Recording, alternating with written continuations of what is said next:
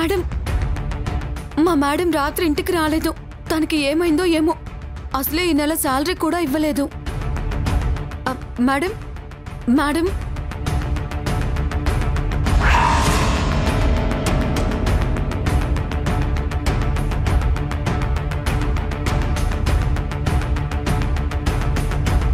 అరే, ఈవిడేంటి మేఘన క్యాబిన్లో నిద్రపోతుంది? మేడం మేడం మేడం మేడం అమ్మో, పిలిచినా పలకట్లేదు. కొంపదీసేదైనా తేడా కొట్టేస్తుందా ఏంటి? మేడం మేడం అదేంటి మేడం అలా అరిచారు? దెబ్బకి గుండె అరంగుల కిందకు జారిపోయింది తెలుసా? ఏయ్, నిద్రపోతుంటే ఎందుకు డిస్టర్బ్ చేశావు? మేడం, మీరు మెలకువలోకి వచ్చారు తప్ప ఇంకా స్పృహలోకి వచ్చినట్టుగా లేరు. ఏయ్, ఏంటి వాగుతున్నావు? మరి లేకపోతే ఏంటి మేడం? మీరేమైనా మీ బెడ్రూమ్లో నిద్రపోతున్నారా మీ నిద్ర డిస్టర్బ్ చేయడానికి? ఆఫీస్లోనూ అందులోనూ మేఘన క్యాబిన్లో నిద్రపోతున్నారు. వాట్?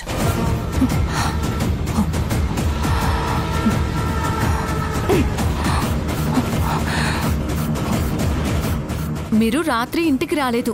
ఎన్నిసార్లు ఫోన్ చేసినా లిఫ్ట్ చేయలేదు. అందుకే భయంతో తెల్లారగానే పరిగెత్తుకుంటూ వచ్చాను. ఒకవేళ మీరు ఆఫీస్లో కనుక లేకపోతే నేను డైరెక్ట్గా పోలీస్ స్టేషన్కి వెళ్ళి మా మేడం కనపడట్లేదు అని కంప్లైంట్ ఇద్దామనుకున్నాను. ఏయ్, బుద్ధుందా నీకు? నేను మిస్సింగ్ ఏంటి? అయినా నేనేమైనా చిన్న పిల్లనా తప్పిపోవడానికి? తప్పిపోవడం కాదు madam, kidnap. Shut up Barbie. అయినా ఈ ఆరోహిని కిడ్నాప్ చేసే ధైర్యం ఎవరికుంది? మేఘన్కి. పులిని వేటాడటానికి సరైన అదును కోసం ఎదురు చూస్తున్న వేటగాడిలా మీ నిజ స్వరూపాన్ని బయట పెట్టడానికి మేఘన్ కూడా అలానే టైం కోసం ఎదురు చూస్తుంది. టైం బ్యాడ్ అయితే విలన్ కూడా కమీడియన్ అవుతారన్నట్టు ఒకవేళ మీ టైం బ్యాడ్ అయిందేమో, మేఘన చేతిలో దొరికిపోయారేమో అన్న tension madam. Shut up.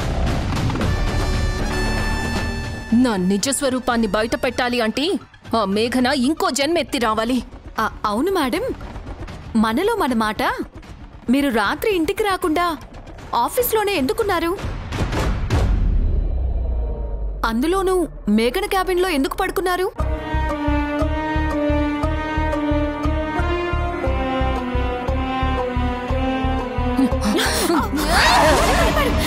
Oh my god, oh my god, oh my god. Madam, ఏం చేస్తున్నారు మీకు అర్థమవుతుందా? శివుడి చేతిలో త్రిశూలం, విష్ణుమూర్తి చేతిలో సుదర్శన చక్రం ఎలాగో మేఘనకి ఈ విగ్రహం అలాగా. మీరు ఈ విగ్రహాన్ని పగలగొడితే ఇంకేమైనా ఉందా? మేఘన మీ తలకాయ పగలగొట్టడం పక్కా. మేడం, నిప్పని తెలిసాక పట్టుకోకూడదు, రిస్క్ అని తెలిసిన తర్వాత పెట్టుకోకూడదు. అయినా ఈ విగ్రహం మీద మీకెందుకండి అంత కోపం? ఈ విగ్రహం నన్ను రాత్రంతా నిద్రపోనివ్వలేదు. మేఘన వచ్చినట్టు, నందు వచ్చినట్టు ఒకటే భ్రమ, ఒకటే భయం. ఈ విగ్రహాన్ని ముట్టుకున్న ప్రతిసారి నాకు మేఘననే కనిపించింది. ఇటు ఈ విగ్రహం, అటు మేఘన కలిసి నన్ను ఫుట్బాల్ ఆడుకున్నట్టు ఆడుకున్నారు. నేను భయంతో వణికిపోయేలా చేశారు. కళ్ళు మూస్తే చాలు ఉలికి పడేలా చేశారు. అందుకే ఇది నా కళ్ళ ముందు ఉండడానికి వీల్లేదు. అయిపోయింది మేడం, మీ పని అయిపోయింది. పడినట్టే, మీకు టైం దగ్గర పడినట్టే. ఏంటి వాగుతున్నావు? అయ్యయ్యో, వాగటం కాదు మేడం, నిజం చెప్తున్నాను. ఆ బొమ్మను చూసే మీరింత నిద్రపోకుండా భయపడిపోతున్నారు అంటే మేఘన గురించి మీరు ఎంతలా భయపడుతున్నారో ఒకసారి ఆలోచించండి, అర్థం చేసుకోండి. మీరు ఏదో ఒకటి చేసి మేఘన ప్రాబ్లంని సాల్వ్ చేసుకోలేదనుకోండి, మీకు ప్రతిరోజు ఇలా కాలరాత్రే. మేడం, ఏం చేయాలి ఏంటి అనేది ఇంటికెళ్ళాక ఆలోచించుకోవచ్చు.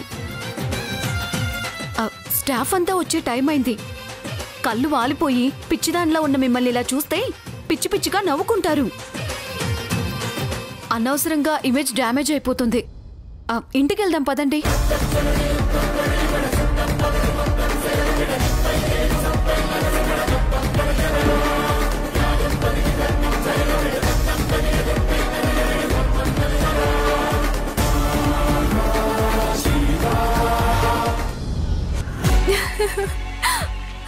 మేఘనా, నువ్వు చెప్పేది నిజమా? ఆరోహి అంతలా భయపడిపోయిందా? మామూలుగా కాదు. ఏది నిజమో ఏది భ్రమో అర్థం కాక టెన్షన్తో వణికిపోయింది. రాధాకృష్ణుల బొమ్మని చూస్తే చాలు తనని చంపడానికి నా రూపంలో యమధర్మరాజు వస్తున్నట్టు భయంతో గజగజలాడిపోయింది. నీకొక విషయం తెలుసా? నేను ఫైల్ తీసుకోవడానికి క్యాబిన్ దగ్గరికి వెళ్తే నేను నిజంగానే వచ్చానా లేదంటే భ్రమ అని పిచ్చి దానిలాగా బిత్తర చూపులు చూస్తూ ఉండిపోయింది. నాకు తెలిసి ఆరోహి రాత్రంతా నిద్రపోయి ఉండదు. ఆఫీస్లో భయంతో కాళరాత్రి చూసుంటుంది. ఆ భయంతో ఇక ఈరోజు ఆఫీసుకు కూడా రాదు. తిక్క బాగా కుదిరింది. మేఘనా, నువ్వు దాన్ని అలాగే భయపెడుతూ ఉండాలి. దాని నిజస్వరూపాన్ని కుట్రని నందుకి తెలిసేలా చేసి నువ్వు నందు ఒక్కటవ్వాలి. మీ కాపురం కుదుటపడి నువ్వు నందు ఇంతకు ముందులా హ్యాపీగా ఉండాలి. ప్రతి క్షణం అవే ప్రయత్నాల్లో ఉన్నాను నవ్య. దేవుడి దయ వల్ల అలాంటి రోజు చాలా తొందరలోనే వస్తుందనే నమ్మకంతో ఉన్నాను. దేవుడంటే గుర్తొచ్చింది, నేను గుడికి వెళ్ళాలి. రెడీ అవుతాను. అలాగే.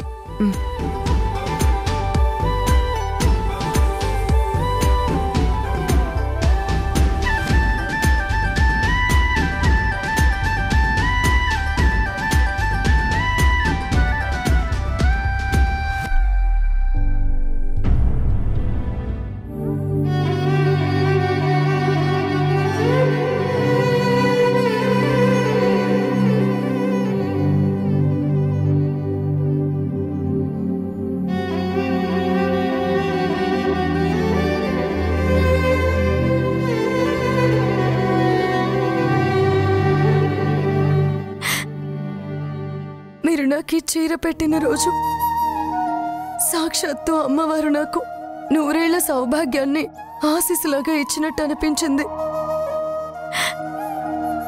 అమ్మలేని నాకు మీ రూపంలో అమ్మ దొరికిందని, అమ్మ ప్రేమ దొరికిందని చాలా సంతోషపడిపోయాను. ఈ లోకంలో బిడ్డని అమ్మ అర్థం చేసుకున్నంతగా ఎవరూ అర్థం చేసుకోలేరు. కానీ మీరు కూడా నన్ను అపార్థం చేసుకున్నారు. తప్పు చేసిన దోషిలా నన్ను చూశారు. అదే భరించలేనంత బాధగా ఉందత్తయ్య.